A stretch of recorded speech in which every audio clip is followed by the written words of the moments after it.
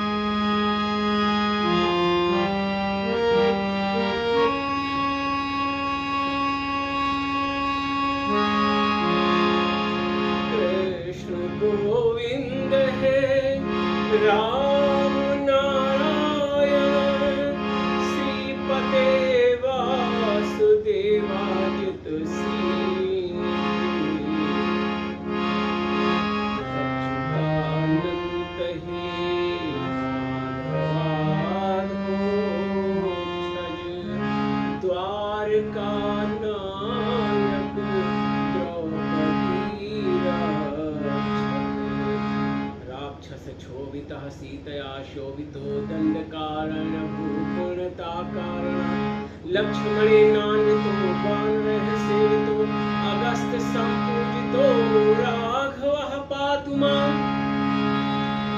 रेणुकारिष्टकानिष्टप्रददेशिहा केशिहा कंसरध्वंसिका वादका नूतना कोपकः सूर्या खेलनो बालगोपालकः पातु मां सर्वदा विद्युद्योतवत् प्रस्फुरद्वास सम्प्रावृतं पूर्णवत् पूर्णसद्विग्रहं वन्यामाल्या शोभितोरस्थलं लोहिताङ्घ्रिद्वयं पारिजाक्षं भजे कुञ्चितः कुन्तलैर्भ्राजमानाननं रत्नमौलिं लसत्कुण्डलं दण्डयो हारकेयूरकं कङ्कणप्रोज्ज्वलं किङ्कणीमण्डलं श्यामलं तं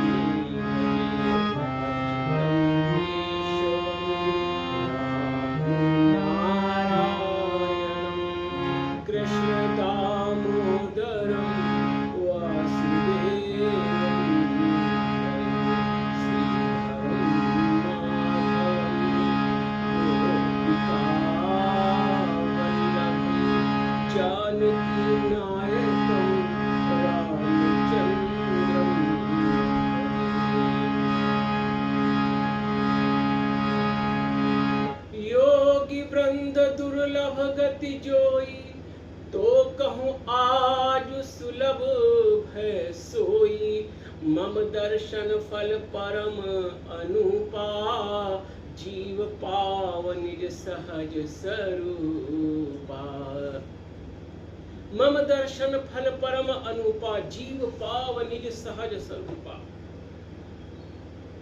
हिमगिरि गुहा एक अति पावन बह समीप सुरसरी सुहावन आश्रम परम पुनीत सुहावा देखि देव ऋषि मन अति भावा निरख शैल सर विपिन विभागा भयउ रमा पतिपद अनुरागा सुमिरत हरिह श्राप गति बाधी सहज विमल मन लागी समाधि।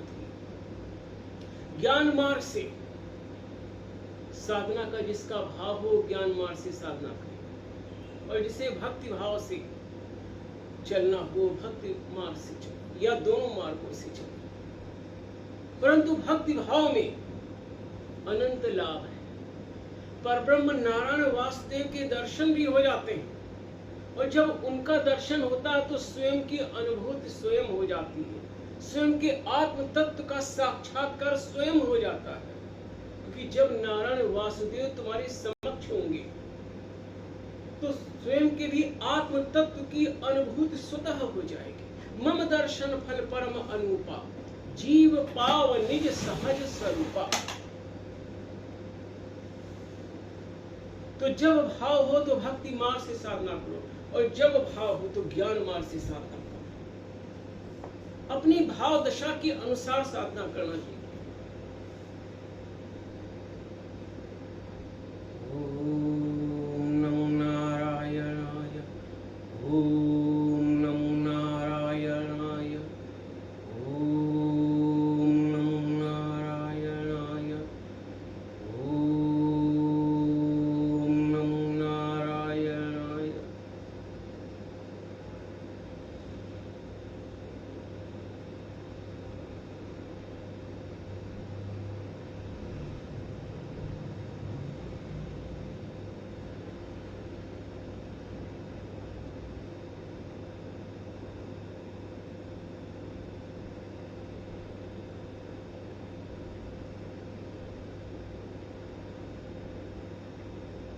योग साधना करो, लेकिन योग साधना को योगासन समझने की महाभूल मत करो। योगासन तो व्यायाम है, न जाने कितने प्रकार के योगासन हैं, उनसे शरीर को स्वास्थ्य लाभ मिलता है।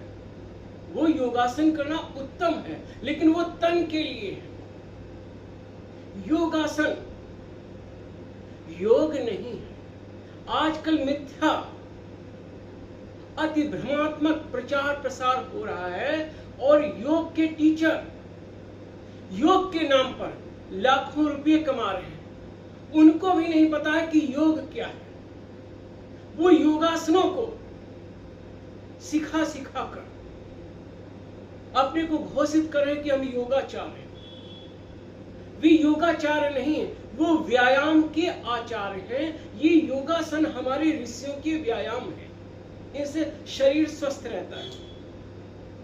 तो योगासन करना उत्तम है, अवश्य करो, लेकिन योगासनों को योग समझने की महाभूल मत करो।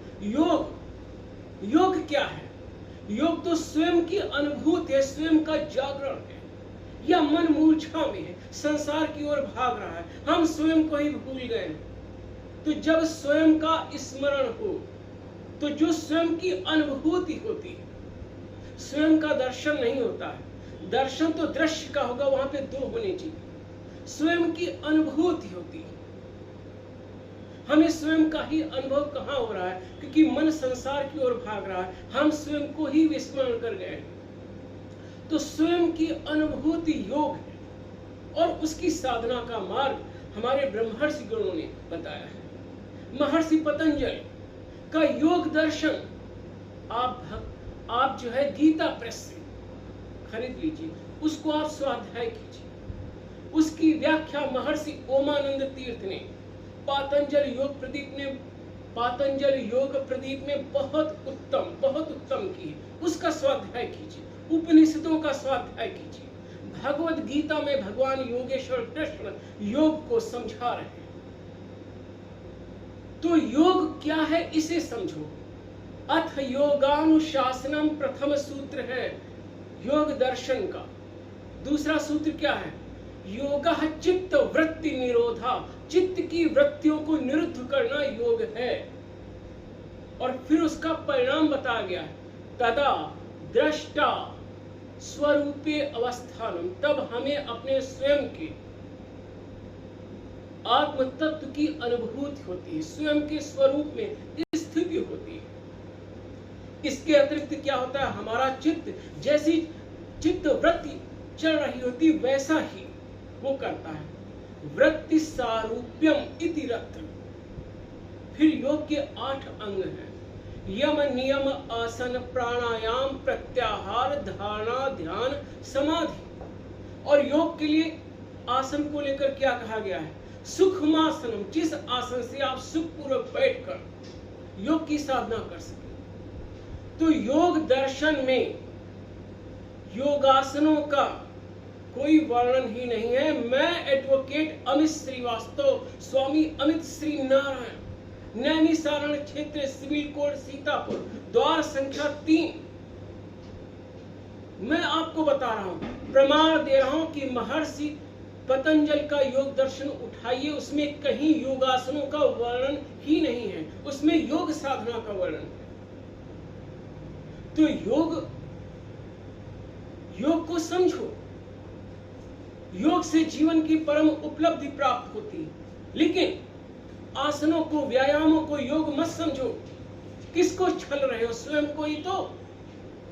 जो योग के नाम पर विद्यालय चला रहे हैं वो महा झूठ बोल रहे हैं, उनको स्वयं ही योग का ज्ञान नहीं है। लोग कूद रहे हैं, फांद रहे हैं, सर्कस कर रहे हैं, विभिन्न मुद्राएं शरीर की बना रहे हैं, ये सब तो व्यायाम है। व्यायाम करना उत्तम है, अवश्य करो, लेकिन उसे योग मत कहो।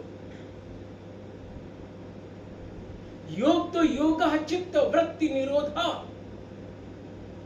चित्त की वृत्तियों का निरुद्ध हो जाना योग है। और योग में परिणाम क्या है? परिणाम है कि स्वयं की अनुभूति होना। यह मन इस शरीर को अपना अस्तित्व मान रहा है, जबकि यह शरीर क्या है? शरीर हमारा यंत्र है। योगेश्वर कृष्ण क्या कह रहे हैं? 9 द्वारे पुरे देहि। उपनिषद क्या कह रहा है? आत्मानम रथिनम शरीरम रथम एवत। शरीर को स्वस्थ रखना बहुत प्यारी बात है, लेकिन योग तो अन्य है। यदि स्वस्थ रहना ही योग है तो जंगल में जितने पशु पक्षी वो सभी स्वस्थ हैं, तो फिर वो क्या योगी हो गए? स्वस्थ रहना उत्तम है, लेकिन योग अन्य है। तो योग साधना में जिज्ञासा करो, स्वाध्याय करो और स्वयं को ही गुरु बनाओ। किसी को भी गुरु आचार्य बनाने की आवश्यकता नहीं है, क्योंकि तुम्हारे अंतःकरण में तुम स्वयं ही प्रवेश कर सकते हो। तुम्हारे अंतःकरण में परब्रह्म नारायण वासुदेव स्थित है। वही एकमात्र परब्रह्म नारायण, एकमात्र परब्रह्म नारायण वासुदेव ही इस ब्रह्मांड में गुरु है। अनंत ब्रह्मांडों के सृष्टा एकमात्र भगवान विष्णु ही आचार्य है। उनके अतिरिक्त कोई आचार्य हो ही नहीं सकता है। नारायण के अतिरिक्त कोई गुरु हो ही नहीं सकता। यदि भक्ति मार्सिक हो तो तुम जब शिशु थी, तुम जब बड़े हुए, तुम जब और अधिक उम्र के हो गए, तो तुम्हारे माँ बाप ने तुम्हारी पीड़ा और तुम्हारी भावनाओं को कैसे समझा? प्रेम की कारण तुम्हारे भावों को समझा, तुम्हारी पीड़ाओं को समझा, तुम्हारी कामनाओं को समझा। तो अंतःकरण में स्थित जो भगवान नारायण वासुदेव हैं, वो भी तो तुम्हें शाश्वत देख रहे हैं। वो तुम्हारा गुरु तुम्हारे ही अंतःकरण में स्थित है। तुम्हारे ही अंतःकरण में स्थित नारायण वासुदेव ही तुम्हारे शाश्वत आचार्य हैं। तुम्हारा सात्विक अंतःकरण, तुम्हारा गंभीर शांत एकाग्र सात्विक अंतःकरण ही तुम्हारा एकमात्र आचार्य है। तुम्हारी ही प्रज्ञा तुम्हारे मार्ग का दर्शन करेगी। तुम्हारा कोई गुरु नहीं हो सकता है। भक्ति मार्ग से कहो तो एकमात्र परब्रह्म नारायण वासुदेव ही आचार्य हैं। उनके अतिरिक्त कोई आचार्य हो ही नहीं सकता। शास्ता विष्णु शेषस्य जगतो यो हृदि स्थितः तम्रते परमात्मानं तात कह केन शाश्यते। और ज्ञान मार्ग से चलो तो स्वयं का सात्विक अंतःकरण, एकाग्र गंभीर सात्विक अंतर्मन ही तुम्हारा गुरु है, आचार्य। तुम्हारी प्रज्ञा की ज्योत ही तुम्हारा मार्ग प्रशस्त करेगी। तो स्वयं को गुरु बनाओ और योग की साधना करो।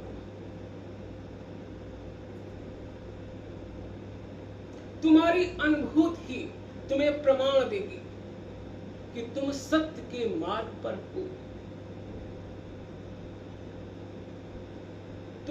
तुम्हारी आंतरिक यात्रा में जब तुम्हें आनंद की अनुभूति होने लगी, रस की अनुभूति होने लगी, दिव्य शांति की अनुभूति होने लगी, तो तुम समझ लेना कि तुम सत्य मार्ग पर सत्य चल रहे हो। जय श्रीमन नारायण। मैं स्वामी अमित श्री नारायण, एडवोकेट अमित श्रीवास्तव, नैमिषारण्य क्षेत्र सिविल कोर्ट, द्वार संख्या 3, सीतापुर, उत्तर प्रदेश, भारत। मैं एडवोकेट भी हूं, आध्यात्मिक वक्ता भी हूं। अपने नारायण वासुदेव के गीत गाता हूं। क्षीर सागर स्वयं में जब मुझे आभास होता है, तेरा दर्शन मुझे होगा अमित विश्वास होता है।